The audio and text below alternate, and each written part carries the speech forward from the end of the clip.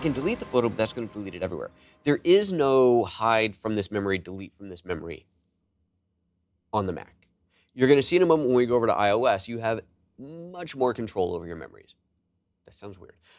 But let's finish up looking at what we can do here. So we cannot hide or delete a photo from a specific memory here. You can only hide or delete it from the entire album, or the entire library, which would in effect hide it from the memory, but it's going to hide it from everywhere. So if you just go, yeah, I don't like, this picture's out of focus, and I don't like that picture. Well, okay, this one I would block from everywhere because that's just dumb. We're just going to delete that photo.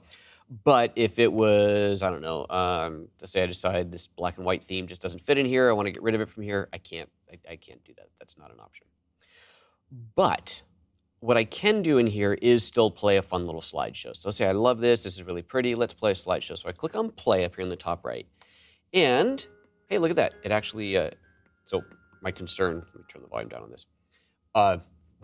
When you click on it the first time, it's going to say downloading, and that can take a while. Because iCloud's not the fastest thing in the world, as we all unfortunately know.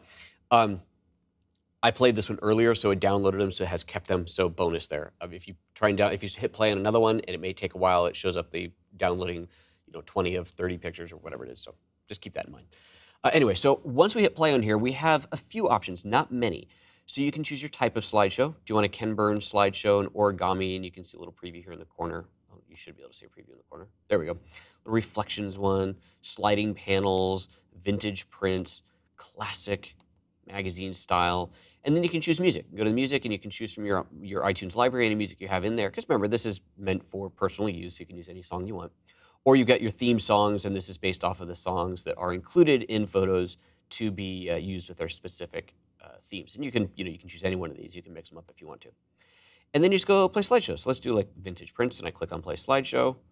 And oh, I didn't have the speakers plugged in. Oh, well, that's okay. You can kind of hear it there coming through my microphone. So you see their slideshow. Now, why is that? Oh, it's showing the one because I had a picture selected. That's why I had a picture selected, which actually, I didn't mean to show you it this way, but I'm going to now. Let's say I wanted to do a slideshow of these 3 pictures. I click on play. It's going to do a slideshow of just those 3 pictures. So let's go back to the vintage prints thing. Let me actually plug in my speakers here for this. There we go. Now you should be able to hear it properly. So now we're seeing a slideshow just of those pictures. With any luck, there we go. If you select pictures, you're going to see those pictures only in the slideshow. If I don't select anything, then it's going to do all the pictures in this collection. They're all going to be there. So that's important to know. Select something that becomes part of the slideshow, select nothing, and they're all part of the slideshow. If you really, really love this, you can go up here and you can share it. You can send it as an email or via iCloud photo sharing, which can be very handy if you wanted to get this picture, if you wanted to get this collection up to your iCloud as a little movie, you can do that. You just post it straight to Facebook, and it's going to render out a movie and post it to those places, and so off you go.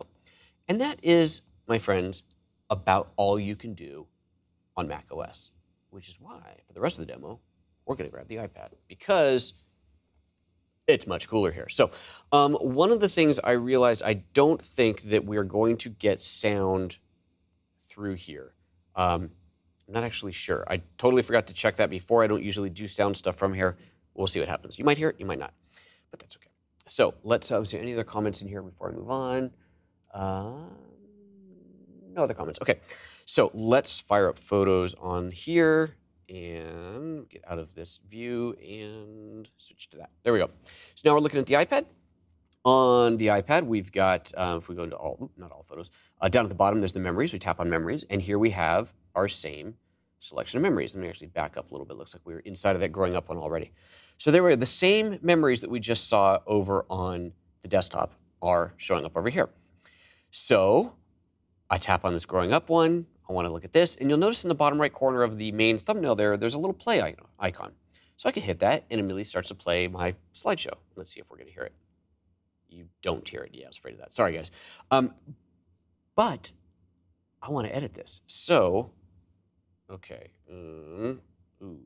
This is hold on one second here.